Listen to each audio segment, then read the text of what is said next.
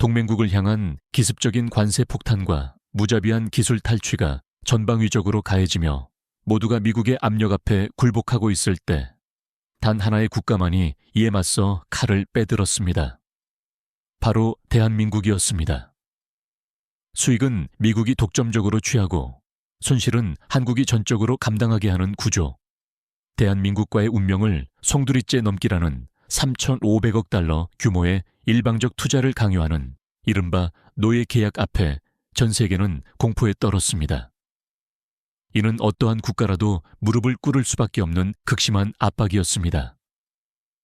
하지만 한국은 이 요구를 정면으로 거부했을 뿐만 아니라 누구도 예상하지 못한 폭탄급 방역 카드를 꺼내 들었습니다. 트럼프 행정부의 오만한 요구를 분쇄하고 전 세계를 충격에 빠뜨린 한국의 결정적인 일격은 과연 무엇이었을까요?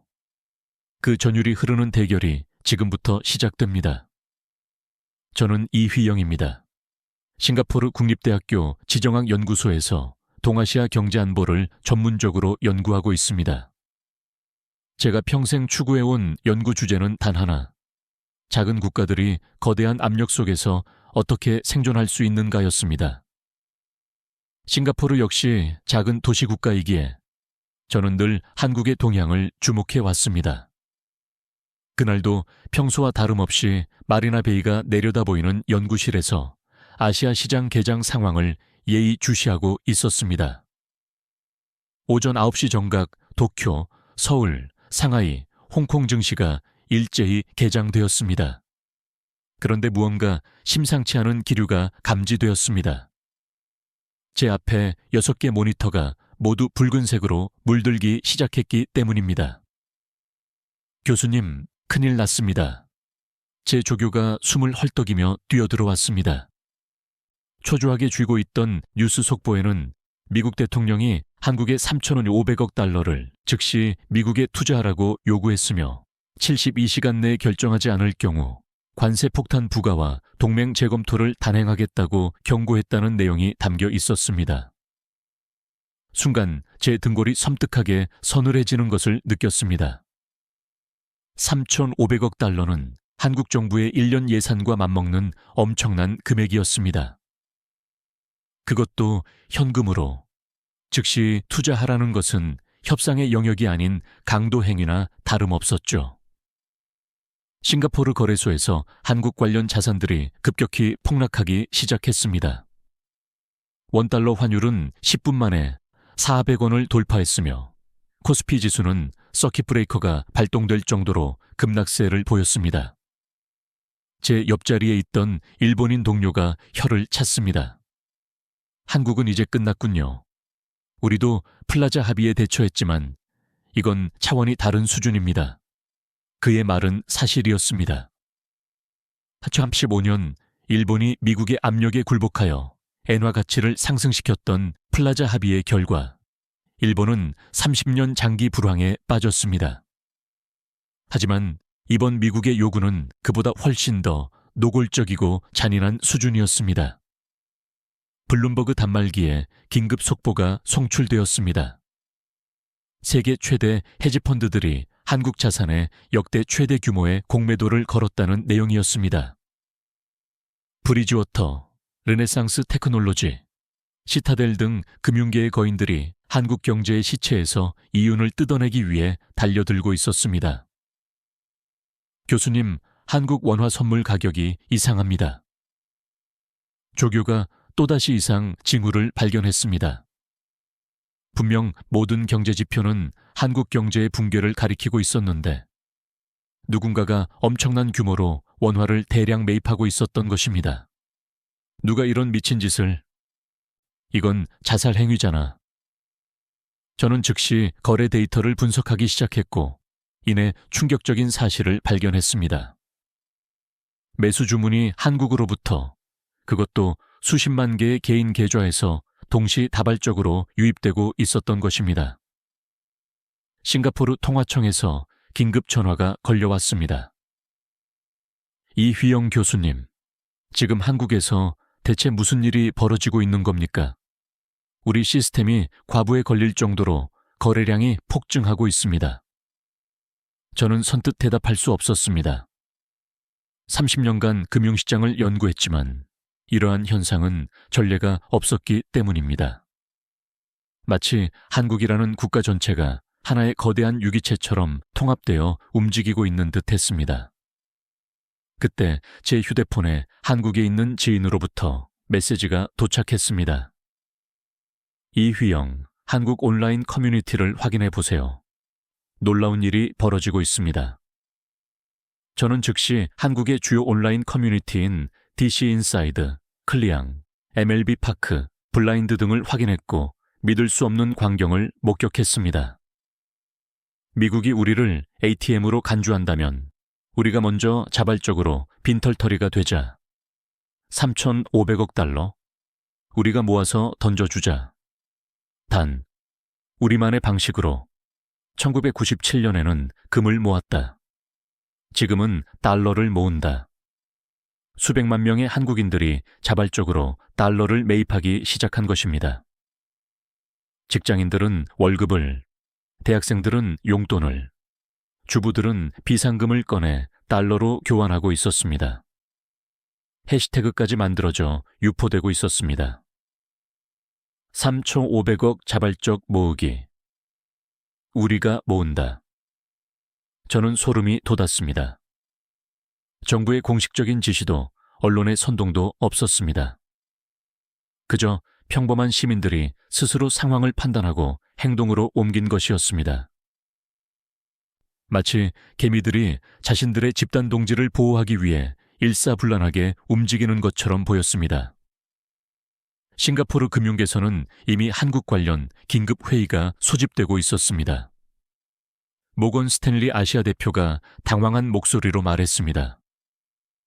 도대체 한국인들이 무슨 생각을 하는 겁니까? 이건 경제적 자살 행위입니다. 하지만 저는 생각이 달랐습니다. 이것은 자살이 아니었습니다. 이것은 전쟁이었습니다. 그것도 완전히 새로운 형태의 전쟁. 그리고 72시간이라는 시한부 전쟁이 이제 막 시작된 것이었죠. 싱가포르 시각 새벽 4시. 저는 수면을 포기하고 연구실에 남아 있었습니다. 제 앞에 스크린들이 보여주는 데이터는 경제학의 모든 통념과 상식을 거부하고 있었기 때문입니다. 한국 코스피 지수가 하락하지 않고 있었습니다. 아니, 오히려 상승 반등하기 시작했죠. 이건 도저히 말이 안 돼. 저는 즉시 싱가포르 거래소의 AI 트레이딩 분석 시스템에 접속했습니다. 이 시스템은 초당 수백만 건의 거래를 실시간으로 분석하여 시장에 숨겨진 패턴을 찾아내는 최첨단 도구였습니다. 그런데 AI가 도출한 분석 결과를 보고 저는 경악을 금치 못했습니다. 한국 개인 투자자 3,200만 계좌 동시 매수 진행 중. 패턴 분석 결과 중앙 통제 없음. 자발적 군집 행동으로 판단. 3,200만은 한국 경제활동 인구의 거의 전체에 해당하는 수치였습니다. 그들이 마치 하나의 거대한 두뇌처럼 움직이고 있었던 것입니다. 저는 즉시 거래 패턴을 더욱 자세히 분석했습니다. 오전 9시 개장과 동시에 삼성전자 주식 100만 건 매수, 9시 15분 SK하이닉스 80만 건 매수, 9시 30분 현대자동차 75만 건 매수. 마치 누군가가 지휘봉을 흔드는 것처럼 정확한 타이밍의 매수가 이루어지고 있었습니다. 하지만 중앙지휘부는 존재하지 않았습니다. 제 조교가 숨을 헐떡이며 뛰어들어왔습니다. 교수님, 한국 온라인 커뮤니티에서 엄청난 일이 벌어지고 있습니다. 컴퓨터 화면에는 실시간으로 올라오는 한국 네티즌들의 글들이 빼곡하게 채워져 있었습니다. 9시 정각 삼성전자 매수 완료. 다음은 SK하이닉스. 강남에 거주하는 40대 아저씨입니다. 퇴직금 절반을 투입했습니다. 대학생인데 학자금 대출받아 주식 샀습니다. 나라 지키는데 써주세요. 더 놀라운 점은 그들의 전략이었습니다. 단순히 주식을 매수하는 것이 아니었습니다. 외국인이 매도하는 물량을 정확히 계산하여 그 물량만큼만 사들이고 있었던 것입니다. 가격을 인위적으로 올리려는 것이 아니라 가격이 급락하는 것을 방어하고 막는 역할이었습니다. 싱가포르 통화청 긴급대책회의가 소집되었고 저도 전문가 자격으로 참석했습니다. 회의실 분위기는 충격과 혼란 그 자체였습니다. 통화청장이 무거운 목소리로 질문했습니다. 이휘영 교수, 정부 개입 없이 순전히 개인들의 힘으로 이런 일이 가능합니까? 데이터를 보면 확실합니다. 청와대나 한국금융당국의 개입 정황은 전혀 없습니다. 이것은 집단 지성이라고 밖에 설명할 수 없습니다. 테이블 건너편에 앉은 텔레마소스 캐피탈 아시아 대표가 비웃었습니다. 집단 지성, 그냥 집단 광기 아닙니까? 며칠 못 가서 무너질 겁니다. 그러나 그의 예상은 보기 좋게 빗나갔습니다. 시간이 경과할수록 한국인들의 방언은 더욱 정교해졌습니다. 누군가 온라인 커뮤니티에 올린 엑셀 파일 하나가 순식간에 확산되었습니다. 외국인 매도 물량 예측 및 대응 매뉴얼이었습니다. 파일을 만든 사람은 자신을 그저 서울에 거주하는 직장인이라고만 소개했습니다. 하지만 그 내용은 월스트리트 애널리스트도 감탄할 수준이었습니다.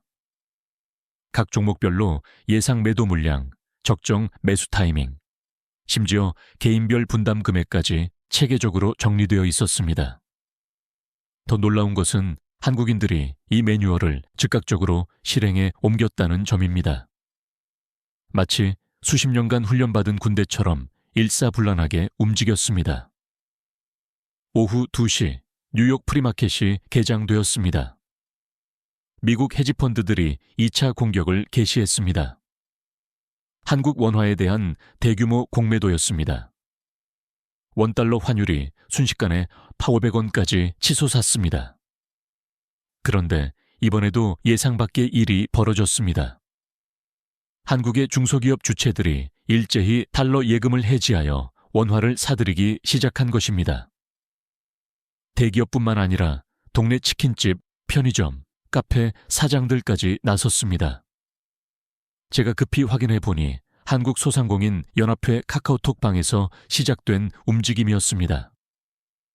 우리가 장사해서 번 돈이 미국 놈들 배불리는 데 쓰일 수는 없다. 망하더라도 서서 망하자. 싱가포르의 한 퀀트 펀드 매니저가 절망적인 목소리로 말했습니다. 우리 알고리즘이 한국 시장을 전혀 예측할 수 없습니다.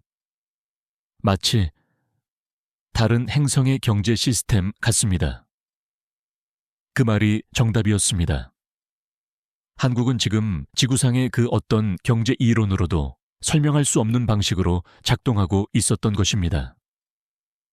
개인의 이익 극대화라는 경제학의 기본 전제가 통하지 않는 곳, 그곳이 바로 현재의 대한민국이었습니다. 밤 11시, 저는 연구실 창문 너머로 싱가포르의 야경을 바라보았습니다. 불과 하루 만에 세계 금융 질서의 상식이 무너지고 있었죠. 그리고 그 중심에는 한국이라는 작은 나라의 평범한 사람들이 있었습니다. 제 컴퓨터에 새로운 분석 데이터가 떴습니다. 한국 개인 투자자들의 주식 평균 보유 기간이 3년 이상으로 설정되어 있다는 분석이었습니다. 그들은 단기적인 차익을 노리는 투기꾼이 아니었습니다. 그들은 진정으로 국가를 지키려 했던 것입니다. 교수님, 이것 좀 보세요. 조교가 가리킨 화면에는 충격적인 장면이 생중계되고 있었습니다. 한국의 한 초등학생이 돼지 저금통을 들고 은행으로 향하는 모습이었습니다. 엄마가 나라 지키는 거라고 했어요. 저도 도울래요. 그 순간 저는 깨달았습니다. 이것은 단순한 경제 방어전이 아니었습니다. 한국인들의 DNA에 깊이 새겨진 무언가가 깨어난 것이었죠. 그리고 그것은 세계 최강국 미국조차 계산하지 못한 변수였습니다. 새벽 2시, 저는 여전히 연구실을 떠나지 못하고 있었습니다. 한국 시장의 이상 현상을 지켜보다가 문득 과거의 기억이 떠올랐기 때문입니다. 1997년 아시아 금융위기. 그때 저는 갓박사 학위를 받은 신참 연구원이었습니다. 당시 태국에서 시작된 금융위기가 인도네시아, 말레이시아를 거쳐 한국까지 덮쳤을 때 저는 싱가포르 통화청에서 인턴으로 근무하고 있었습니다. 모든 아시아 국가들이 IMF 구제금융을 수용하며 무릎을 꿇었습니다. 싱가포르도 간신히 버텼습니다. 그런데 한국은 원가 달랐습니다. 그들은 IMF 구제금융을 받았음에도 불구하고 독특한 방식으로 대응했습니다. 이 연구원, 이거 봐요. 한국에서 이상한 운동이 시작됐다. 당시 제 상사가 보여준 뉴스 화면을 저는 지금도 생생하게 기억합니다. 한국 국민들이 자발적으로 금을 모으고 있었기 때문입니다. 금반지, 금목걸이, 심지어 돌반지까지 집에 있는 모든 금을 들고 은행으로 향하는 사람들의 행렬이 끝없이 이어졌죠. 미친 거 아니야. 개인 재산을 국가에 바친다고. 서구 교육을 받은 우리들은 이 현상을 도저히 이해할 수 없었습니다. 합리적인 개인이라면 위기 상황에서 오히려 금을 더 굳게 보유하고 있어야 하는데 한국인들은 정반대로 행동했으니까요. 결과는 충격적이었습니다. 불과 2달 만에 1억 달러 상당의 금이 모였고 한국은 IMF 차관을 예정보다 3년이나 일찍 상환했습니다. 싱가포르 경제학자들은 이를 한국 특이 현상이라고 명명했습니다. 경제학으로 설명되지 않는 변수라는 뜻이었습니다. 그리고 지금 28년이 지난 현재 그 특이 현상이 다시 발현된 것입니다. 이번에는 금이 아니라 주식과 달러의 형태로 말입니다. 제 컴퓨터에 이메일 알림이 떴습니다. 발신인은 전 IMF 아시아 담당 국장이었던 데이비드 정이었습니다. 그는 1997년 한국 협상을 직접 담당했던 인물이었습니다. 이휘영, 지금 한국 상황을 보고 있나? 이건 1997년의 재현이야. 아니, 그보다 더 무서운 것 같아. 그들은 학습했어. 진화했다고. 그의 말이 맞았습니다. 1997년의 금 모으기 운동이 감성적 애국심에 기반했다면 지금의 대응은 훨씬 전략적이고 조직적이었습니다. 저는 즉시 동남아시아 주요국들의 반응을 확인했습니다. 태국 중앙은행 총재가 긴급 성명을 발표하고 있었습니다. 한국의 대응을 주목하고 있다. 우리도 1997년을 기억한다. 말레이시아 총리는 더욱 직접적인 발언을 했습니다. 미국의 일방적 압박은 1997년 IMF의 악몽을 떠올리게 한다. 우리는 한국과 함께할 것이다. 인도네시아에서도 움직임이 포착되었습니다. 자카르타 증권거래소에서 한국 관련 펀드에 자금이 대규모로 몰리기 시작한 것입니다. 필리핀과 베트남도 마찬가지였습니다. 싱가포르 국립대 동료 교수가 전화를 걸어왔습니다. 이휘영, 우리 대학 한국 유학생들이 무언가를 시작했어. 캠퍼스에서 모금 운동을 하고 있는데 싱가포르 학생들도 동참하고 있어. 저는 즉시 현장으로 향했습니다. 대학 중앙광장에는 수백 명의 학생들이 모여 있었습니다. 한국 학생회가 설치한 부스 앞에는 긴 줄이 늘어서 있었습니다. 왜 남의 나라 일에 참여하는 거죠? 제가 싱가포르 학생 한 명에게 물었습니다. 그녀의 대답은 단순하면서도 강력했습니다. 1997년에 한국이 무너졌을 때 아시아 전체가 고통받았잖아요. 이번엔 우리가 막아야죠. 한국이 버티면 우리도 버틸 수 있어요. 그 순간 제 휴대폰이 울렸습니다. 싱가포르 통화청장이었습니다. 이휘영 교수, 지금 아세안 10개국 중앙은행 총재들이 화상회의를 진행하고 있습니다. 의제는 단 하나, 한국 지원 방안입니다. 저는 놀랐습니다. 아세안이 이렇게 신속하게 움직인 적은 없었기 때문입니다. 무슨 지원을 논의하고 있습니까? 통화 스와프 확대, 한국 국채 매입, 그리고 필요하다면 공동 성명도 고려 중입니다. 미국의 일방적 압박을 비판하는 내용으로요. 이것은 단순한 경제 지원이 아니었습니다. 아시아 국가들이 28년 전에 트라우마를 극복하고 연대하기 시작한 것이었습니다. 방콕에서 들어온 속보가 제 시선을 사로잡았습니다. 태국 최대 재벌 CP그룹이 한국 삼성전자 주식 10억 달러치를 매입했다는 내용이었습니다. 이어서 말레이시아 국부펀드도 한국 투자를 발표했습니다. 1997년 우리는 각자 무너졌다.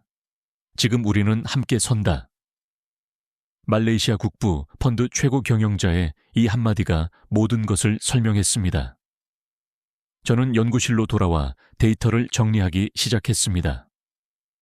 불과 48시간 만에 상황이 완전히 역전되었습니다. 미국이 한국을 고립시키려 했지만 오히려 아시아 전체를 각성시키는 결과를 초래한 셈이 되었습니다. 그날 밤 저는 오래된 파일 하나를 꺼냈습니다. 1997년 IMF 위기 당시 제가 작성했던 보고서였습니다. 제목은 아시아 금융위기, 왜 한국만 다른가였습니다. 28년 전 제가 내린 결론은 이러했습니다.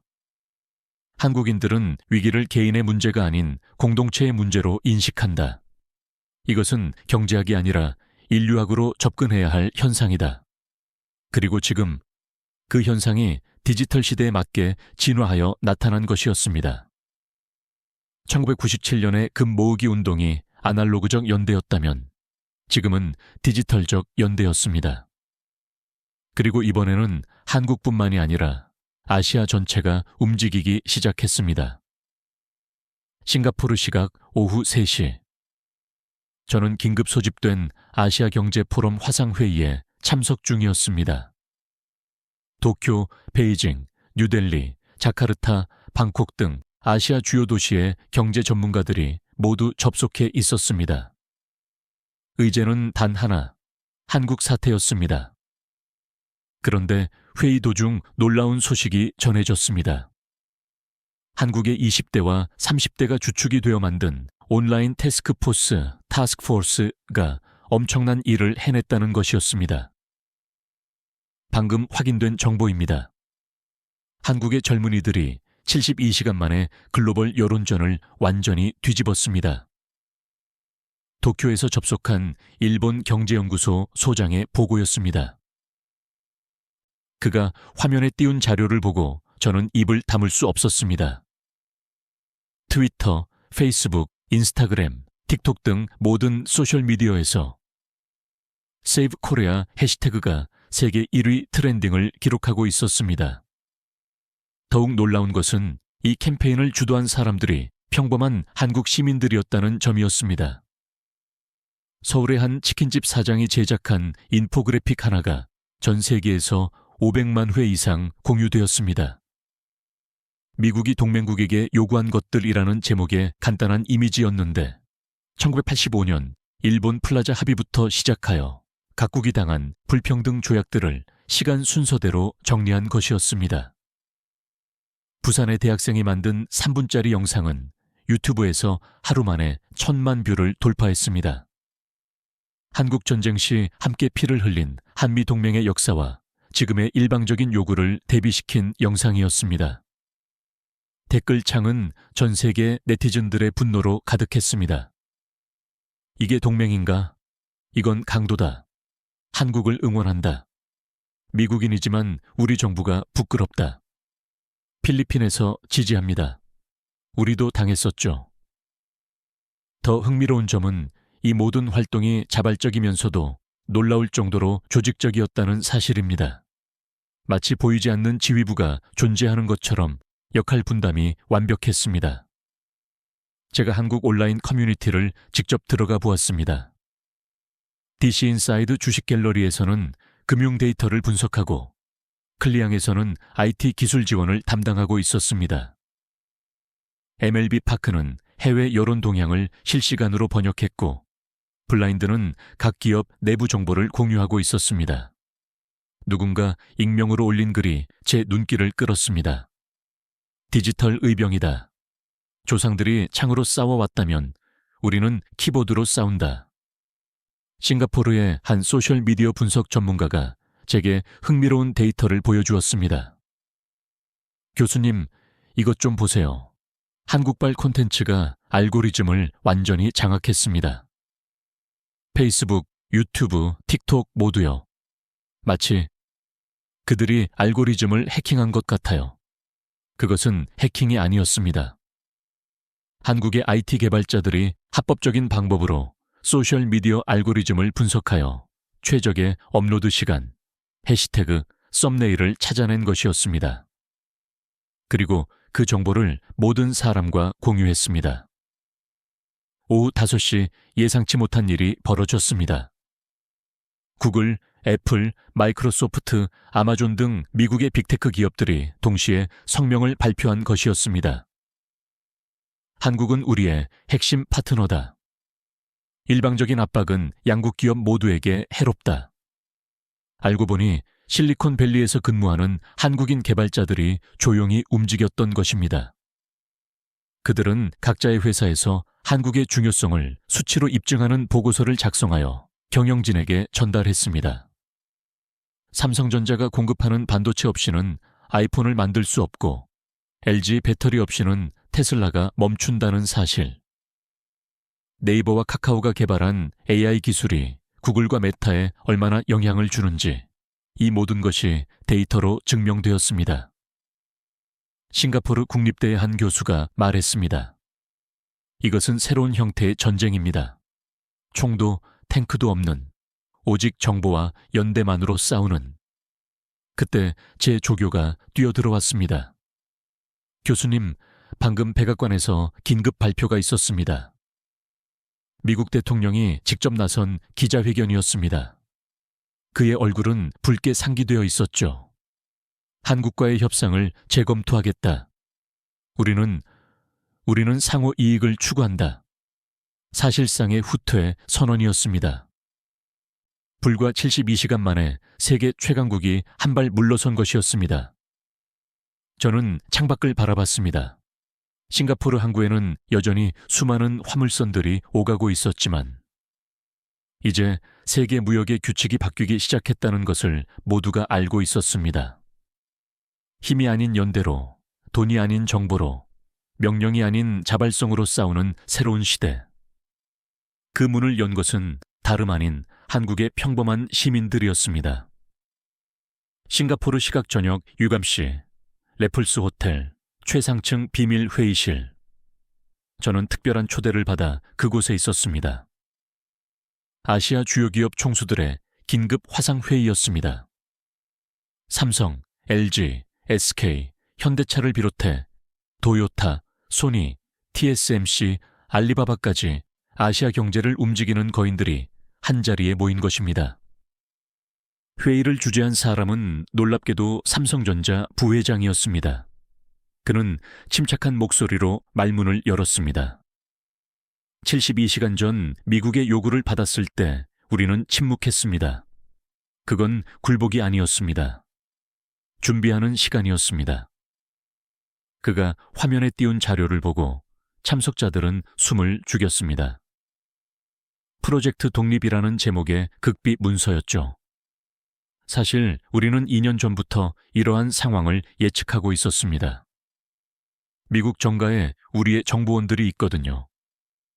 화면에 충격적인 내용이 떴습니다. 백악관 내부 회의록, 국무부 비밀 문서, 심지어 대통령의 개인 메모까지.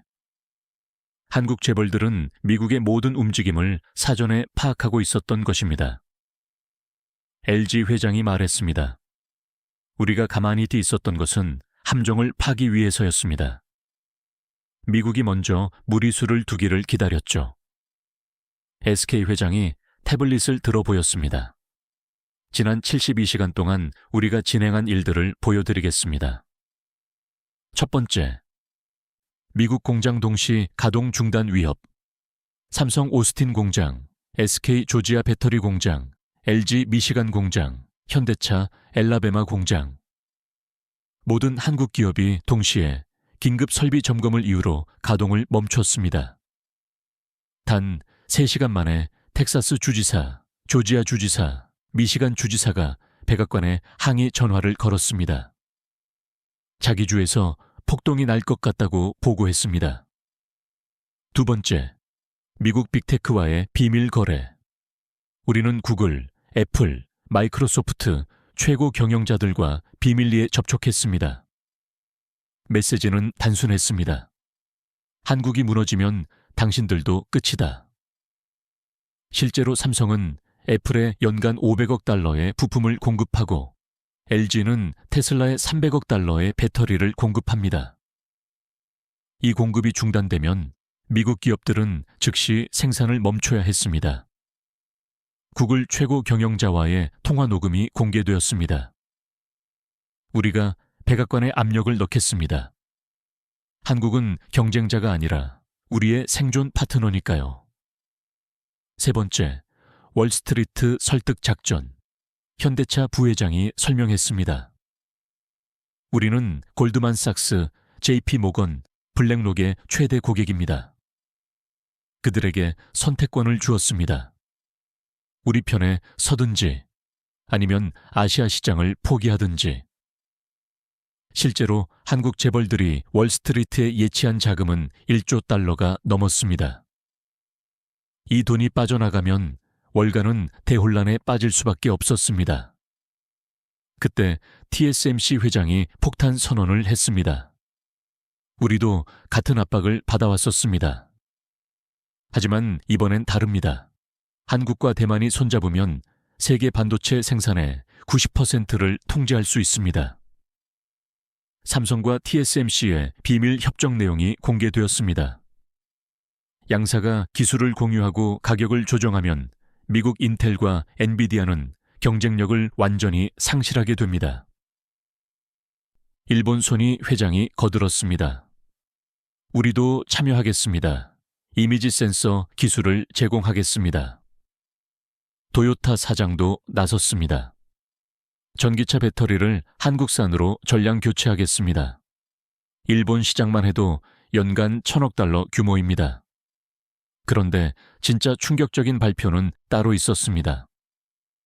중국 알리바바 회장이 입을 연 것이었습니다. 우리가 준비한 플랜 B를 공개하겠습니다. 화면에 뜬 내용을 보고 모두가 경악했습니다. 디지털 실크로드 프로젝트, 아시아 기업들만의 독자적인 공급망을 구축하는 계획이었습니다.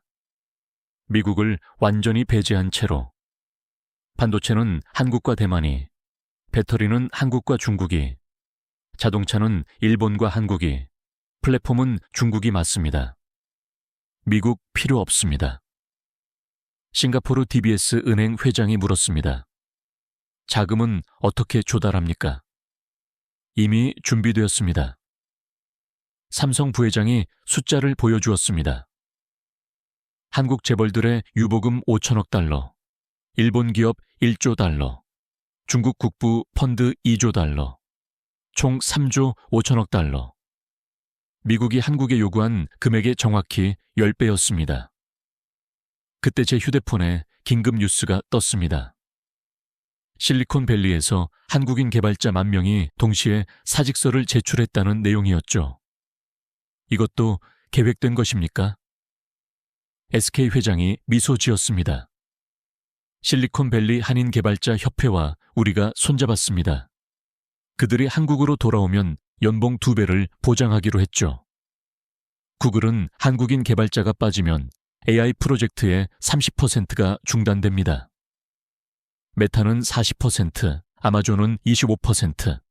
그들 없이는 실리콘밸리가 정상적으로 돌아가지 않죠. 오후 9시 또 다른 소식이 전해졌습니다.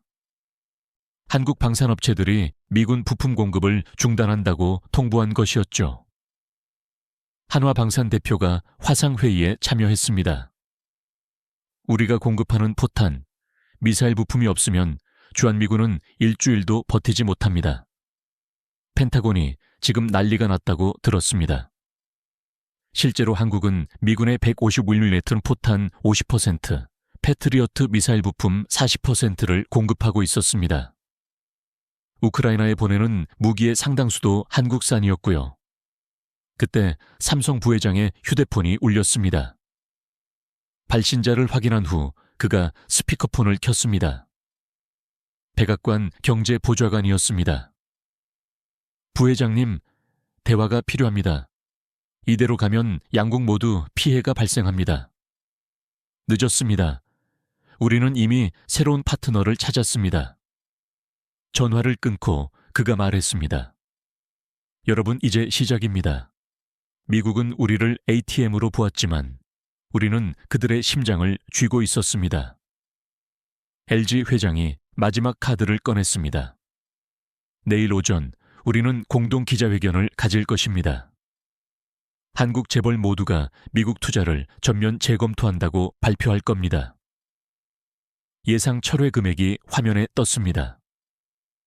2천억 달러. 미국 10개 주에서 50만 개의 일자리가 사라지는 규모였습니다.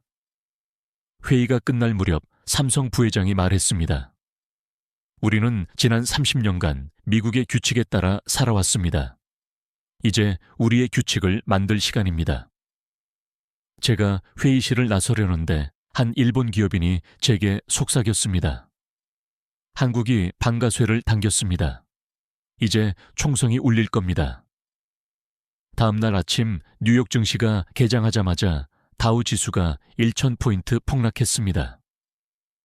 한국 재벌들의 선전포고가 시작된 것이었죠. CNN 속보가 떴습니다. 한국 재벌 미국 투자 전면 재검토. 월가 대패닉. 백악관 대변인의 얼굴은 창백했습니다. 우리는 대화할 준비가 되어 있습니다. 하지만 이미 때는 늦었습니다. 판도라의 상자는 열렸고 한국 재벌들은 70년 만에 처음으로 노라고 말할 수 있는 힘을 갖게 된 것이었으니까요. 그날 밤 삼성 부회장이 제게 보내온 메시지는 단 한 줄이었습니다. 이제 우리가 룰 메이커입니다. 싱가포르 시각 밤 10시. 저는 믿을 수 없는 광경을 목격하고 있었습니다. 오차드 로트 싱가포르 최대 번화가가 한국 국기인 태극기로 뒤덮인 것이었습니다. 수천 명의 젊은이들이 모여 있었는데 놀랍게도 대부분이 싱가포르인이었습니다. Save Korea, Save Asian Culture. BTS Army, Singapore stands with Korea. 구호를 외치는 그들의 손에는 한국 아이돌 응원봉이 들려 있었고 한국 드라마 OST가 울려 퍼졌습니다. 이러한 현상은 싱가포르에서만 국한된 것이 아니었습니다. 방콕, 자카르타, 마닐라, 하노이 등 아시아 전역에서 동시다발적으로 일어나고 있었습니다. 제 조교가 숨을 헐떡이며 뛰어왔습니다. 교수님, 트위터가 마비되었습니다. 세이브 코리아 해시태그가 1억 개를 돌파했답니다. 더 놀라운 것은 이 움직임을 주도한 세력이었습니다. BTS RMY, 블랙핑크 블링크, 스트레이키즈 스테이 등 K-팝 팬덤들이 전 세계적으로 조직화된 것이었습니다. 미국 LA의 한 RMY가 올린 트윗은 순식간에 100만 리트윗을 넘어섰습니다. 미국이 한국을 무너뜨리면 BTS도 없고 블랙핑크도 없고 K-드라마도 없어. 우리가 지켜야 해. 그 순간부터 상상도 못했던 일들이 벌어지기 시작했습니다. 넷플릭스 구독자들이 대규모 보이콧을 선언한 것이었습니다. 한국 콘텐츠 없는 넷플릭스는 해지한다. 실제로 24시간 만에 미국에서만 200만 명이 넷플릭스를 해지했습니다. 오징어 게임, 더 글로리를 사랑했던 시청자들의 반발이었습니다. 디즈니 플러스도 비상이 걸렸습니다. 한국 드라마의 시즌2 제작이 중단될 수 있다는 소식에 팬들이 들고 일어난 것이었죠. 디즈니 본사 앞에는 시위대가 몰려들었습니다.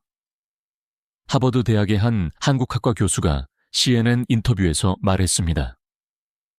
이것은 문화 전쟁입니다. 미국은 한국의 경제만 압박한 것이 아니라 전 세계인이 사랑하는 문화를 위협한 것입니다. 더 결정적인 사건이 터졌습니다. 그래미 어워드 3관왕에 빛나는 BTS가 긴급 라이브 방송을 시작한 것이었습니다. 전 세계 1억 명이 동시 접속했습니다. RM이 영어로 차분하게 연설했습니다. 우리는 작은 나라 한국에서 왔습니다. 하지만 음악에는 국경이 없죠. 지금 우리 조국이 부당한 압박을 받고 있습니다. 여러분의 목소리가 필요합니다. 방송이 끝나자마자 백악관 홈페이지가 다운되었습니다. 전 세계 RMY들이 항의 메시지를 보낸 것이었죠. 백악관 청원 사이트에는 3시간 만에 1,000만 명이 서명했습니다. 미국 Z세대의 반응이 특히 거셌습니다. 틱톡에서는 랄 캔슬 아메리카가 트렌딩 1위에 올랐고 대통령을 조롱하는 밈 매매 이 폭발적으로 퍼졌습니다. 스탠퍼드 대학생이 올린 영상이 화제가 되었습니다. 우리 부모 세대는 일본 차를 부셔왔다. 우리는 한국 문화를 지킨다. 이것이 진보다. 애플도 예상치 못한 타격을 입었습니다. 한국 웹툰 앱들이 앱스토어에서 일제히 서비스를 중단한 것이었죠. 네이버 웹툰, 카카오 웹툰, 레진 코믹스 등 미국 내 2천만 사용자가 분노했습니다. 한국 웹툰 없으면 아이폰 버린다. 실제로 갤럭시 폰 판매량이 일주일 만에 30% 증가했습니다. 스포츠계도 들썩였습니다. 손흥민이 소속된 토트넘 팬들이 움직인 것이었죠. 영국 프리미어 리그 경기장에는 Korea stands alone but not alone 현수막이 걸렸습니다. 메이저 리그에서 뛰는 김하성, 이정우 선수도 목소리를 냈고 그들의 미국 팬들이 자발적으로 한국 지지 캠페인을 시작했습니다. 게임 업계는 더 심각했습니다. 리그 오브 레전드 등 한국 게임사들이 북미 서버 점검을 무기한 연장한다고 발표한 것이었죠. 정치적 압박이 해결될 때까지 서비스 정상화가 어렵습니다. 미국 게이머들의 반발이 폭발했습니다. 트위치, 유튜브 게임 스트리머들이 일제히 백악관을 비판하기 시작했죠. 그런데 가장 결정적인 일격은 따로 있었습니다. 칸 영화제 황금종려상 수상감독 봉준호가 뉴욕타임스에 기고한 칼럼이었습니다. 미국은 늘 문화의 자유를 강조했다. 그런데 지금 경제 압박으로 한 나라의 문화를 질식시키려 한다. 이것이 미국이 말하는 자유인가? 이 칼럼은 하루 만에 전 세계 100개 언어로 번역되었고 2천만 회 공유되었습니다. 할리우드도 분열했습니다. 마블 영화에 출연했던 한국 배우들을 지지하는 목소리가 커졌고 한국 영화에 투자했던 제작사들이 백악관에 항의했습니다. 싱가포르로 돌아온 저는 연구실에서 데이터를 분석했습니다. 불과 72시간 만에 한국 문화 콘텐츠가 일으킨 경제적 파장이 5천억 달러를 넘어섰다는 계산이 나왔습니다. 미국이 한국에 요구한 3,500억 달러보다 오히려 더 큰 손실을 본 것입니다. 그것도 자국 국민들의 반발로 인해서 말이죠. 그날 밤 CNN 앵커가 이렇게 논평했습니다.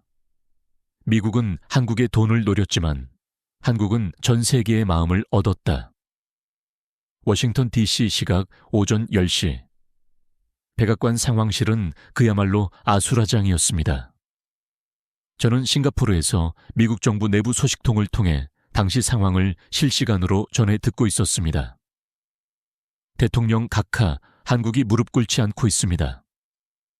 국가안보보좌관의 다급한 보고에 대통령은 믿을 수 없다는 표정이었다고 합니다. 불가능해. 그 작은 나라가 감히 우리한테 맞선다고? 그때 재무장관이 태블릿을 들고 뛰어들어왔습니다. 화면에는 충격적인 그래프가 떠 있었습니다. 미국 주식시장이 폭락하고 있었던 것입니다. 특히 한국 부품에 의존하는 기업들의 주가가 곤두박질 쳤습니다. 애플 마이너스 8%, 테슬라 마이너스 12%, 퀄컴 마이너스 15%. 각하 월스트리트가 패닉 상태입니다. 한국이 부품 공급을 중단할 수도 있다는 루머가 돌고 있습니다. 대통령은 책상을 내리쳤습니다. 국방 부품쯤이야 다른 나라에서 사면 되잖아. 그때 펜타곤에서 급한 전화가 왔습니다. 국방장관의 목소리는 떨리고 있었습니다. 대통령님, F-35 생산 라인이 멈출 위기입니다. 한국산 반도체 없이는 단 한 대도 만들 수 없습니다. 상황은 점점 악화되었습니다. 국무부 동아시아 담당 차관보가 보고했습니다. 일본, 대만, 싱가포르가 한국 지지 성명을 준비 중입니다. 중국까지 가세한다면 동아시아 전체를 잃을 수 있습니다. 대통령의 얼굴이 붉게 달아올랐습니다. 어떻게 이런 일이? 우리가 계산한 시나리오는 완벽했잖아. 백악관 경제자문위원장이 침통하게 말했습니다. 각하, 우리의 가장 큰 실수는 한국을 1997년에 한국으로 간주했다는 것입니다. 그는 화면에 데이터를 띄웠습니다. 1997년과 현재 한국의 비교 자료였습니다. 1997년 한국 GDP 5천억 달러, 현재 2조 3천억 달러. 1997년 외환보유고 50억 달러, 현재 5천억 달러. 1997년 글로벌 기업 0개, 현재 포춘 500대 기업 18개. 한국은 더 이상 작은 나라가 아닙니다. 세계 경제의 핵심 허브입니다. 더 충격적인 보고가 이어졌습니다. CIA 국장이 직접 나선 것이었죠. 각하, 한국의 대응이 너무 조직적입니다. 마치 이런 날을 대비해왔던 것처럼요. 알고 보니 한국 정부는 2년 전부터 경제 안보 시나리오를 준비해왔던 것입니다. 미국의 압박을 예상하고 대응 매뉴얼을 만들어 두었던 것이죠. 재무장관이 한숨을 쉬며 말했습니다. 더 큰 문제가 있습니다. 실리콘밸리가 반란을 일으켰습니다. 구글, 애플, 메타, 아마존, 마이크로소프트 등 빅테크 최고 경영자들이 공동 서한을 보낸 것이었죠. 한국과의 갈등은 미국 기술 산업을 10년 후퇴시킬 것이다. 즉각 협상을 재개하라. 대통령은 분노했습니다. 그들도 미국 기업 아니야. 왜 한국 편을 드는 거지? 각하 실리콘밸리 개발자의 15%가 한국인입니다. 그들이 지금 집단 사직서를 준비 중이라고 합니다. 설상가상으로 텍사스 주지사가 전화를 걸어왔습니다. 대통령님, 삼성이 오스틴 공장 증설을 취소했습니다. 2만 개의 일자리가 날아갔어요. 지금 텍사스 시민들이 들고 일어났습니다. 미시간 주지사도 마찬가지였습니다. LG 배터리 공장이 문을 닫으면 디트로이트는 끝장입니다. 백악관 내부에서도 분열이 시작되었습니다. 부통령이 조심스럽게 말했죠. 각하, 이쯤에서 물러서는 것이 어떻겠습니까? 닥쳐, 내가 물러서는 걸 본 적이 있어. 하지만 현실은 냉혹했습니다.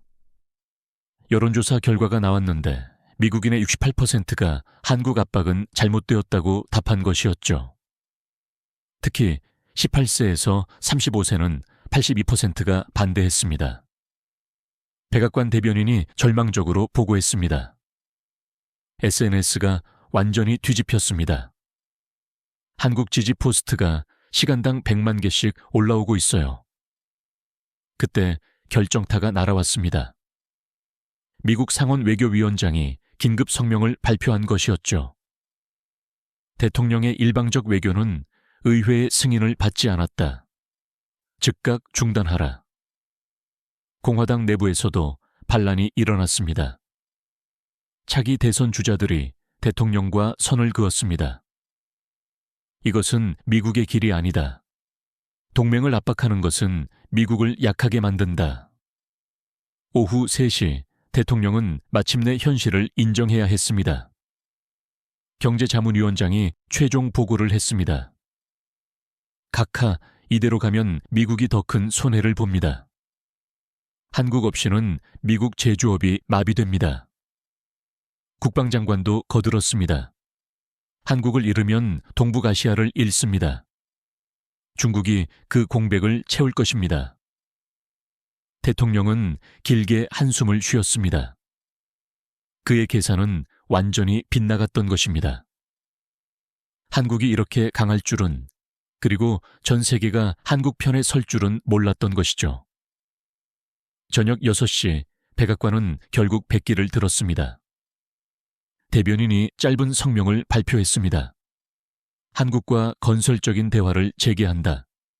상호 이익을 위한 새로운 파트너십을 모색할 것이다. 사실상의 항복 선언이었습니다. 그날 밤 워싱턴의 한 고위 관료가 제 지인에게 이렇게 말했다고 합니다. 우리는 한국을 너무 얕봤다. 그들은 더 이상 1997년의 그 나라가 아니었다. 싱가포르 시각 새벽 5시. 저는 잠들지 못하고 연구실에 있었습니다. 역사적인 순간을 목격하고 있었기 때문입니다. 아시아 10개국 정상들의 긴급 화상회의가 시작된 것입니다. 한국, 일본, 중국, 대만, 싱가포르, 인도네시아, 말레이시아, 태국, 베트남, 필리핀. 회의를 제안한 이는 놀랍게도 일본 총리였습니다. 그는 화면을 통해 진지한 표정으로 말문을 열었습니다. 여러분, 우리는 오늘 목격했습니다. 한국이 혼자서도 미국의 부당한 압박을 막아냈다는 것을. 이제 우리가 함께한다면 어떤 일이 가능할지 상상해 보십시오. 그의 목소리에는 유한 감정이 섞여 있었습니다. 일본은 1985년 플라자 합의로 잃어버린 30년을 경험한 나라였죠. 그 트라우마가 아직도 일본 경제를 괴롭히고 있었습니다. 중국 주석이 즉각 호응했습니다. 미국의 일방주의는 아시아 전체에 대한 위협입니다. 이념을 넘어 연대해야 합니다. 우리는 서로 경쟁해왔지만 이제는 공동의 적 앞에서 하나가 되어야 할 때입니다. 역사상 처음이었습니다. 중국과 일본이 같은 목소리를 낸 것은요. 두 나라는 수십 년간 역사 문제로 갈등을 겪어왔지만 한국 사태를 보며 무언가 깨달은 듯했습니다. 대만 총통이 떨리는 목소리로 말했습니다. 우리는 각자 미국의 압박을 받아왔습니다. TSMC도, 소니도, 삼성도. 대만은 수십 년간 미국의 보호 아래 있었지만 동시에 반도체 기술을 넘기라는 압박도 받아왔습니다. 이제 그만입니다. 우리의 기술은 우리가 지켜야 합니다. 싱가포르 총리가 구체적인 제안을 했습니다.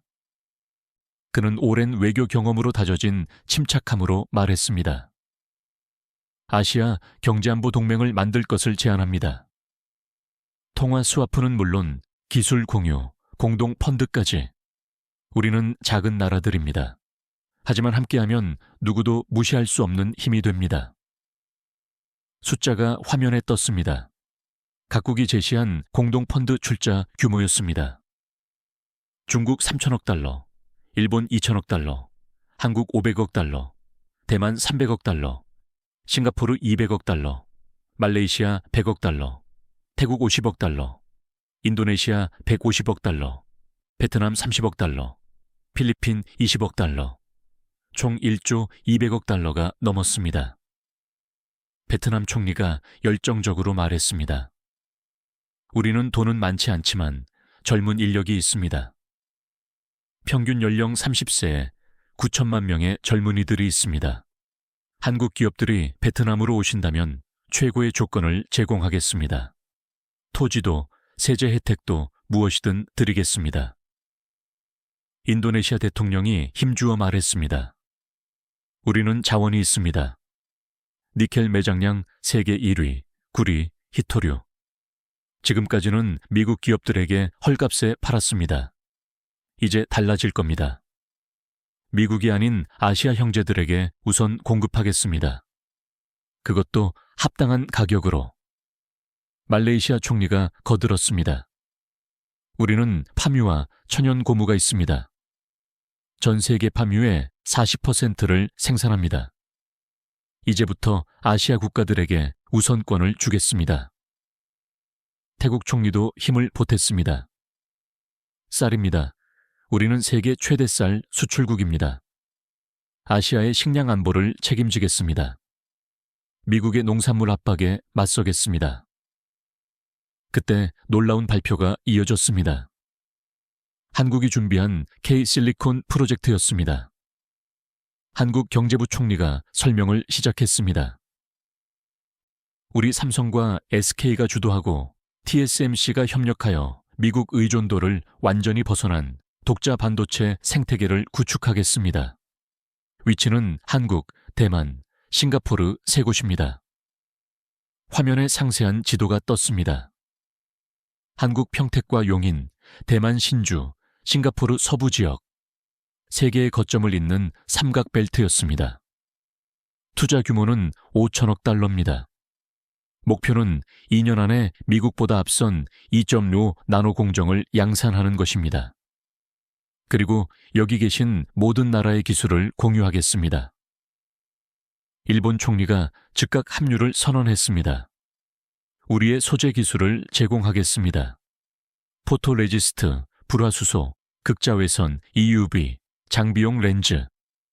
일본은 이 분야에서 세계 시장의 70%를 장악하고 있습니다. 모든 것을 공유하겠습니다. 단, 한 가지 조건이 있습니다. 모두가 긴장했습니다. 이 기술은 절대 미국에 넘어가서는 안 됩니다. 우리끼리만 지켜야 합니다. 중국 주석이 고개를 끄덕였습니다. 동의합니다. 우리의 시장을 개방하겠습니다. 14억 인구가 아시아 반도체를 사용할 것입니다. 그리고 우리의 희토류도 제공하겠습니다. 지금까지 미국이 우리 희토류로 반도체를 만들어 우리에게 비싸게 팔았죠. 이제 그 구조를 바꾸겠습니다. 그런데 진짜 폭탄은 따로 있었습니다. 아시아 디지털 화폐 프로젝트였습니다. 싱가포르 총리가 설명을 이어받았습니다. 블록체인 기반의 ADC, Asian Digital Economy Currency를 만들겠습니다. 우리끼리 무역할 때는 달러가 필요 없습니다. 화면에 기술 설명이 떴습니다. 한국의 블록체인 기술, 싱가포르의 금융 인프라, 중국의 디지털 위안 경험, 일본의 보안 기술이 결합된 시스템이었습니다. 첫 해 목표는 역내 무역의 10%를 ADC로 결제하는 것입니다. 3년 안에 50%까지 끌어올리겠습니다. 필리핀 대통령이 흥분된 목소리로 말했습니다. 우리 해외 노동자들이 보내는 송금도 ADC로 하면 수수료를 아낄 수 있겠네요. 지금은 서방 은행들이 10%나 떼어갑니다. 1년에 300억 달러가 필리핀으로 송금되는데 30억 달러를 수수료로 내고 있어요. 베트남 총리도 거들었습니다. 우리도 마찬가지입니다. ADC로 송금하면 수수료가 거의 제로가 될 겁니다. 우리 국민들이 얼마나 좋아하겠습니까? 새벽 6시 또 다른 소식이 전해졌습니다. 인도가 합류 의사를 밝힌 것이었죠. 인도 총리가 긴급히 화상회의에 접속했습니다. 죄송합니다. 늦었습니다. 인도도 이 역사적 순간에 함께하고 싶습니다. 그의 목소리에는 절박함이 묻어났습니다. 인도도 최근 미국의 무역 압박을 받고 있었거든요. 실리콘밸리에서 일하는 인도 개발자 50만 명이 아시아로 돌아올 준비가 되어 있습니다. 그들이 돌아오면 인도는 세계 최대 IT 강국이 될 것입니다. 우리의 인재를 여러분과 공유하겠습니다. 중동도 움직였습니다. 사우디아라비아 왕세자가 특사를 보냈다는 연락이 왔습니다. 사우디는 한국에 1,000억 달러 투자를 약속합니다. 그리고 아시아 국가들과의 석유 거래를 ADC로 할 준비가 되어 있습니다. 이것은 엄청난 선언이었습니다. 페트로달러 시스템의 근간이 흔들리는 순간이었죠. UAE 역시 500억 달러 투자를 약속했습니다. 미국이 동맹을 압박한다면 우리도 오일 달러를 제거하겠습니다. 우리 국부 펀드의 30%를 아시아에 투자하겠습니다. 호주와 뉴질랜드도 아시아 연대에 동참했습니다. 호주 총리가 화상회의에 긴급 참여 요청을 한 것이었죠. 우리도 미국의 압박을 받아왔습니다. 중국과의 무역을 줄이라는 압박, 미국산 무기를 사라는 압박. 이제 지쳤습니다. 호주는 지리적으로 아시아입니다. 우리의 최대 무역 상대국들도 모두 아시아에 있습니다. 아시아 태평양 공동체의 일원으로 함께하겠습니다. 뉴질랜드 총리도 화면에 나타났습니다. 우리의 농산물 시장을 아시아에 개방하겠습니다. 양돈, 육류, 과일 모두 아시아 형제들에게 우선 공급하겠습니다. 오전 7시 전 세계 금융시장이 개장했습니다. 놀라운 일이 벌어졌죠. 아시아 증시가 일제히 상승한 것입니다. 코스피는 플러스 5%로 시작해서 장중 7%까지 상승했고, 니케이는 플러스 6%, 항생은 플러스 8%, 싱가포르 STI는 플러스 4%, 인도 센섹스는 플러스 5%. 아시아 전체가 녹색 물결로 뒤덮였습니다. 투자자들은 이것이 무엇을 의미하는지 정확히 알고 있었죠. 새로운 경제 블록의 탄생이었습니다. 반면 미국 선물 지수는 폭락했습니다. 블룸버그의 긴급 분석이 화면을 가득 채웠습니다. 세계 경제의 축이 이동하고 있다. 서쪽에서 동쪽으로, 대서양에서 태평양으로. 이것은 단순한 시장 변동이 아니다. 경제 권력의 역사적 이동이다. 로이터 통신도 속보를 쏟아냈습니다. 아시아 신흥 16개국이 1조 5천억 달러 규모의 경제동맹 결성. 달러 패권 시대 정말 시작되나? 파이낸셜 타임즈는 더 직설적이었습니다. 미국의 오만이 낳은 괴물. 아시아는 더 이상 분열되어 있지 않다. 그때 제 연구실 문이 열렸습니다. 싱가포르 총리실에서 보낸 특사였습니다. 그는 숨을 헐떡이며 말했습니다. 이휘영 교수님, 총리님께서 긴급 자문을 요청하십니다. 지금 만들어지고 있는 아시아 경제안보동맹의 사무국을 싱가포르에 유치하려고 합니다. 교수님의 전문적인 의견이 필요합니다. 저는 즉시 브리핑 자료를 준비하기 시작했습니다. 싱가포르가 왜 최적지인지를 정리했죠. 첫째, 중립성. 싱가포르는 어떤 당대국에도 치우치지 않는 중립적 위치를 유지해왔습니다. 둘째, 금융 인프라. 세계 3대 금융 허브로서 완벽한 금융 시스템을 제공했습니다. 셋째, 지리적 위치. 동북아시아와 동남아시아, 남아시아를 잇는 완벽한 중심점입니다. 넷째, 영어 소통 능력. 다양한 언어와 문화가 공존하는 싱가포르는 국제협력의 최적지입니다. 오전 10시 충격적인 뉴스가 또 터졌습니다. 유럽연합 EU 지 성명을 발표한 것이었죠. 미국의 일방적 무역 압박을 우려한다. 우리는 다자주의를 지지하며 일방주의를 반대한다. 독일 총리는 기자회견에서 더 직접적이었습니다. 한국 없이는 독일 자동차 산업도 없습니다.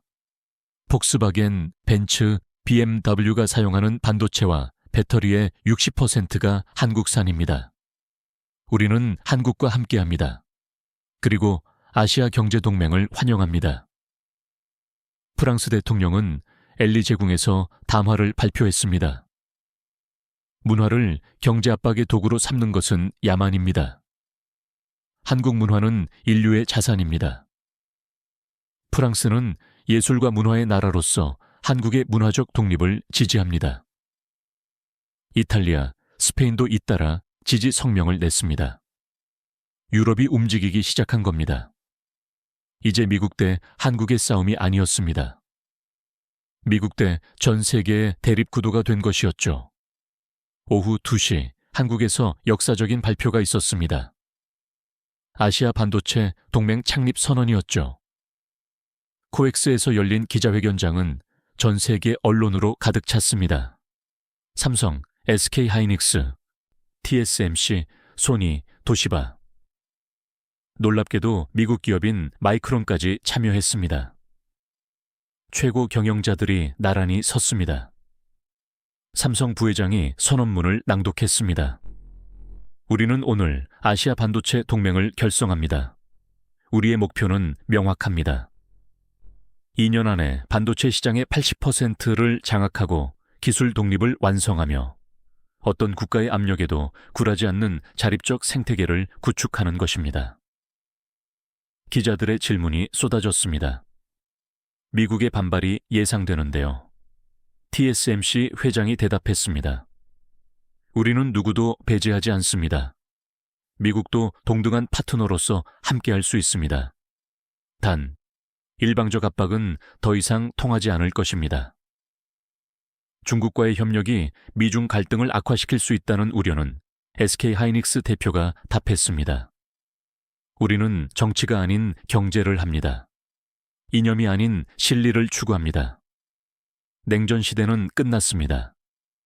21세기는 협력의 시대입니다. 미국 인텔과 엔비디아의 주가가 실시간으로 곤두박질 쳤습니다. 인텔 마이너스 23%, 엔비디아 마이너스 18%, AMD 마이너스 20%. 월스트리트 저널이 일면 톱기사로 다뤘습니다. 아시아가 반도체 카르텔을 만들었다. 미국 기술 패권의 종말이 시작됐다. 실리콘밸리의 황금기는 끝났다. 뉴욕타임스는 분석 기사를 냈습니다. 미국은 한국 하나를 압박하려다 아시아 전체를 적으로 만들었다. 이것은 외교 참사다. 저녁 7시, 저는 싱가포르 국회에서 열린 특별 세션에 참석했습니다. 의제는 아시아 경제안보 동맹 가입이었습니다. 국회의사당은 긴장감으로 가득했습니다. 이것은 싱가포르의 미래를 결정하는 순간이었으니까요. 싱가포르 총리가 단상에 올라 연설을 시작했습니다. 존경하는 국회의원 여러분, 그리고 국민 여러분. 오늘 우리는 역사적 선택의 기로에 서 있습니다. 그는 잠시 말을 멈추고 의원들을 둘러봤습니다. 싱가포르는 작은 도시 국가입니다. 천연 자원도 배후지도 없습니다. 우리가 가진 것은 오직 전략적 위치와 국민의 지혜뿐입니다. 지난 50년간 우리는 동서양의 가교 역할을 하며 번영해왔습니다. 의원들이 고개를 끄덕였습니다. 하지만 세계가 변하고 있습니다. 일방주의가 다자주의를 위협하고 힘의 논리가 규칙을 짓밟고 있습니다. 이런 세상에서 작은 나라는 어떻게 살아남아야 할까요? 그가 목소리를 높였습니다. 한국이 답을 보여줬습니다. 크기가 운명은 아닙니다. 당열이 힘입니다. 혼자서는 약하지만 함께하면 강합니다. 박수가 터져 나왔습니다. 저는 아시아 경제안보 동맹 가입을 제안합니다. 이것은 미국과의 단절이 아닙니다. 이것은 우리의 생존권을 지키는 것입니다. 이것은 동맹을 배신하는 것이 아닙니다. 이것은 진정한 동맹이 무엇인지 가르쳐주는 것입니다. 만장일치로 가입이 결정되었습니다. 의사봉이 내려치는 소리와 함께 싱가포르는 새로운 시대로 들어섰습니다. 밤 10시, 저는 연구실로 돌아와 이 역사적인 72시간을 정리하기 시작했습니다. 창밖으로 마리나 베이의 야경이 보였습니다. 평소와 같은 풍경이었지만 모든 것이 달라져 있었죠. 그때 뉴스 속보가 떴습니다. 백악관 한국에 대한 모든 요구 철회, 새로운 파트너십 제안, 대통령 긴급 대국민 담화 예고. 하지만 너무 늦었습니다. 아시아는 이미 깨어났고 새로운 질서를 만들기 시작했으니까요. 제 컴퓨터에 이메일이 또 하나 왔습니다. 방콕에 사는 태국 대학생이 보낸 것이었죠. 교수님, 저는 20살 학생입니다. 오늘 우리가 목격한 것이 진짜인가요? 아시아가 정말 하나가 될 수 있나요? 저는 태국에서 태어나 한국 드라마를 보며 자랐고 일본 만화를 읽었으며 중국 앱을 쓰고 싱가포르를 꿈꿉니다. 저 같은 아시아 젊은이들에게 희망을 주셔서 감사합니다. 저는 눈시울이 뜨거워졌습니다. 이것이 우리가 만들고 있는 미래였습니다. 답장을 썼습니다. 우리는 모두 한 배를 탄 운명입니다. 네가 꿈꾸는 아시아, 그것이 바로 우리가 만들어가고 있는 미래입니다. 아시아의 세계가 시작됐습니다. 그리고 그 주인공은 바로 너 같은 젊은이들입니다. 워싱턴 시각 오후 4시, 미국 의회는 그야말로 전쟁터였습니다. 상원 청문회장에서 격렬한 논쟁이 벌어지고 있었죠. 저는 싱가포르에서 실시간 생중계를 지켜보고 있었습니다. 대통령이 독단적으로 한국을 압박해서 무엇을 얻었습니까? 아시아 전체를 적으로 만들었을 뿐입니다. 민주당 상원의원의 날카로운 비판이었습니다. 공화당 내부에서도 반란이 일어났습니다. 텍사스는 삼성 때문에 먹고 삽니다. 미시간은 LG가 없으면 망합니다. 대통령은 미국 일자리를 파괴했습니다. 그때 충격적인 증언이 나왔습니다. 전 국무부 동아시아 차관보가 폭로를 시작한 것이었죠. 이번 한국 압박은 처음부터 실패할 수밖에 없었습니다. 한국은 2년 전부터 이런 상황을 대비해 왔거든요. 상원위원들이 술렁였습니다. 무슨 말입니까? 한국이 미리 알고 있었다고요? 네, 그들은 행정부의 모든 시나리오를 예측하고 대응책을 준비했습니다. 우리가 한국을 시험한 것이 아니라 한국이 우리를 시험한 것입니다. 더 충격적인 사실이 밝혀졌습니다. 실리콘 밸리 빅테크 기업들이 비밀리에 한국 정부와 접촉해 왔다는 것이었죠. 구글 최고 경영자 CEO가 의회에 출석해 증언했습니다. 우리는 한국 없이 AI 개발을 할 수 없습니다. 삼성 반도체, 네이버 AI 기술, 카카오 데이터 모두 필수입니다. 애플 CEO도 마찬가지였습니다. 아이폰의 핵심 부품 40%가 한국산입니다. 대체제는 없습니다. 있다면 중국산뿐인데 그걸 원하십니까? 테슬라는 더 절박했습니다. LG 배터리 없으면 테슬라는 생산을 중단해야 합니다. 전기차 시장을 중국에 넘겨줄 겁니까? 오후 5시 월가에서 시위가 시작되었습니다. 수천 명의 금융인들이 거리로 나선 것이었죠. Stop the economy war. Korea is our partner. 골드만삭스 CEO가 CNBC 인터뷰에서 말했습니다. 이번 사태로 뉴욕 증시에서 3조 달러가 증발했습니다. 누구를 위한 정책입니까? JP 모건 회장은 더 직설적이었습니다. 대통령은 경제를 모릅니다.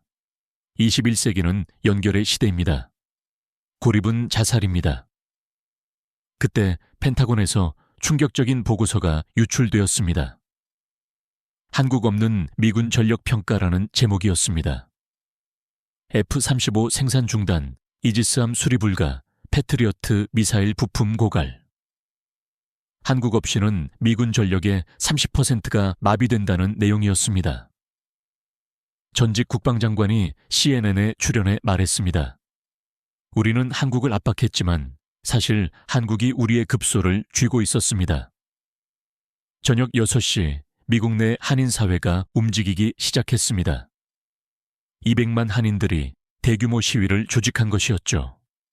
LA, 뉴욕, 시카고, 애틀랜타 등 주요 도시가 태극기로 뒤덮였습니다.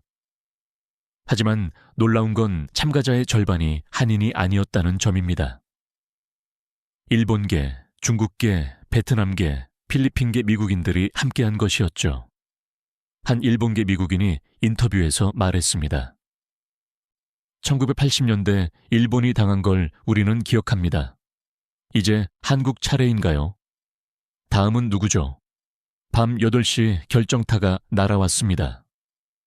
미국 대학들이 성명을 발표한 것이었죠. 하버드, MIT, 스탠퍼드를 비롯한 50개의 대학이 공동 성명을 냈습니다. 한국 유학생들은 우리 대학의 자산입니다. 정치적 갈등이 학문 교류를 막아서는 안 됩니다. 사실 배경에는 현실적인 이유가 있었습니다. 한국 유학생 5만 명이 미국 대학에 내는 학비가 연간 20억 달러였습니다. 그들이 철수하면 많은 대학이 재정 위기에 빠지는 것이었죠. 밤 10시 백악관은 완전히 고립되었습니다. 의회도 기업도 국민도 모두 대통령에게 등을 돌렸죠. 대통령의 최측근이 제 미국 소식통에게 이렇게 말했다고 합니다. 대통령도 이제 현실을 받아들였습니다. 한국을 압박하려다 미국이 무너질 지경이니까요. 다음 날 새벽 백악관은 결국 항복을 선언했습니다. 하지만 이미 판도라의 상자는 열렸죠. 아시아는 각성했고 미국 중심의 세계 질서에는 균열이 생겼습니다. 저는 싱가포르의 새벽 하늘을 바라보며 생각했습니다. 이 72시간이 역사를 어떻게 바꿀지, 그리고 한국이라는 작은 나라가 어떻게 거대한 제국에 균열을 냈는지를요. 싱가포르 시각 오후 2시, 역사적인 순간이었습니다. 싱가포르 마리나 베이샌즈 컨벤션 센터에서 아시아 경제안보 동맹 창립 총회가 열렸죠. 15개국 정상과 경제 수장들이 모였습니다. 한국 경제부 총리가 기조 연설을 했습니다. 72시간 전 우리는 혼자였습니다. 오늘 우리는 함께입니다. 이것이 21세기 아시아의 힘입니다. 장내에 박수가 터져 나왔습니다. 창립 선언문이 발표되었는데 핵심 내용은 이러했습니다. 첫째, 회원국 간 무역은 ADEC 디지털 화폐를 사용한다. 둘째, 기술과 자원을 공유하며 공동 발전을 추구한다. 셋째, 외부 압력에 공동 대응한다. 넷째, 문화 다양성을 존중하고 보호한다. 일본 총리가 말했습니다. 우리는 경쟁자였습니다. 이제는 동반자입니다. 한국이 그 길을 보여줬습니다. 중국 주석도 화답했습니다. 이념은 다를 수 있습니다. 하지만 아시아의 미래는 하나입니다. 그때 뜻밖의 손님이 도착했습니다. 미국 국무장관이었죠. 그는 조심스럽게 말했습니다. 미국도 이 새로운 질서를 존중합니다. 대등한 파트너로서 협력하기를 희망합니다. 하지만 분위기는 차가웠습니다. 신뢰는 한번 깨지면 쉽게 회복되지 않으니까요. 오후 4시 구체적인 프로젝트들이 발표되었습니다.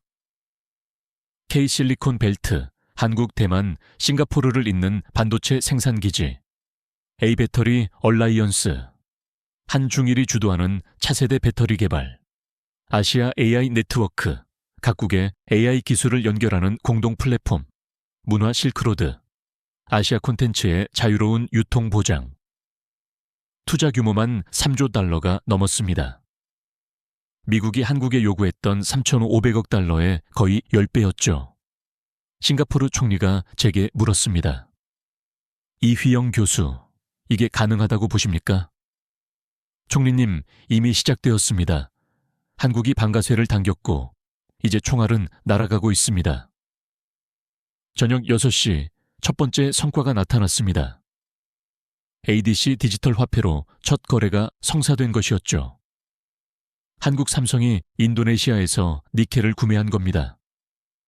거래액 10억 달러, 달러는 단 1센트도 사용되지 않았습니다.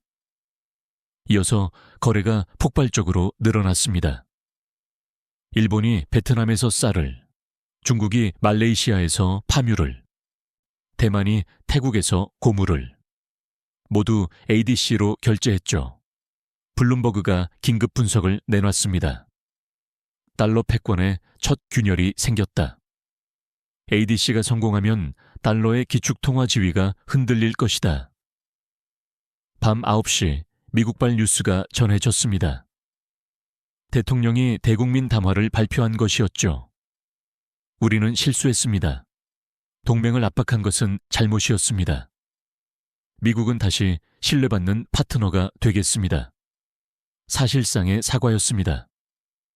미국 대통령이 공개적으로 잘못을 인정한 것은 극히 이례적이었죠. 하지만 반응은 냉담했습니다. 한국의 한 네티즌이 올린 댓글이 100만 개의 좋아요를 받았습니다. 늦었어. 우리는 이미 새 길을 찾았어. 밤 11시, 저는 보고서를 마무리하고 있었습니다. 제목은 72시간, 세계 질서가 바뀐 순간이었죠. 결론은 이러했습니다. 최근의 72시간은 21세기 최대의 전환점이었다. 한국이라는 작은 나라가 시민의 힘으로 초강대국의 압박을 막아냈고 그 과정에서 아시아 전체가 각성했다. 이제 세계는 일극체제에서 다극체제로, 힘의 논리에서 연대의 논리로 전환되고 있다. 이제 저는 연구실에서 그 후의 변화들을 정리하고 있었습니다. 세계는 완전히 달라져 있었죠. ADA키는 국제무역의 30%를 차지하게 되었고 아시아 반도체 동맹은 시장 점유율 70%를 돌파했습니다. 한국 코스피는 4,000선을 넘어섰고 원화는 지역기축 통화 중 하나가 되었습니다. 미국은 여전히 강대국이지만 더 이상 유일한 패권국은 아니었습니다. 그들도 이제는 협력하는 법을 배우고 있었죠. 제 앞에 한국에서 보내온 선물이 놓여 있었습니다. 작은 태극기와 함께 적힌 카드 이휘영 교수님께 한국의 이야기를 세계에 전해주셔서 감사합니다. 우리는 혼자가 아니었습니다. 저는 창밖을 바라봤습니다. 싱가포르 항구에는 여전히 배들이 오가고 있었죠. 하지만 이제 그 배들은 새로운 규칙으로 움직이고 있었습니다. 힘이 아닌 협력의 규칙, 명령이 아닌 합의의 규칙. 체스판이 바뀌었습니다. 더 이상 킹과 퀸만의 게임이 아니었습니다. 이제는 모든 말들이 함께 움직이는 게임이었습니다. 그리고 가장 약하다고 여겨졌던 폰들이 가장 강력한 힘을 보여주었습니다. 한국이 증명한 것은 단순한 경제적 승리가 아니었습니다. 그것은 21세기 새로운 형태의 힘이었죠. 시민의 힘, 문화의 힘, 그리고 연대의 힘. 다음 게임은 어떻게 전개될까요? 아무도 모릅니다. 하지만 한 가지는 확실합니다. 이제 세계는 어떤 나라도 함부로 무시할 수 없다는 것을, 작은 나라도 큰 목소리를 낼 수 있다는 것을, 그리고 무엇보다 우리는 혼자가 아니라는 것을 말입니다.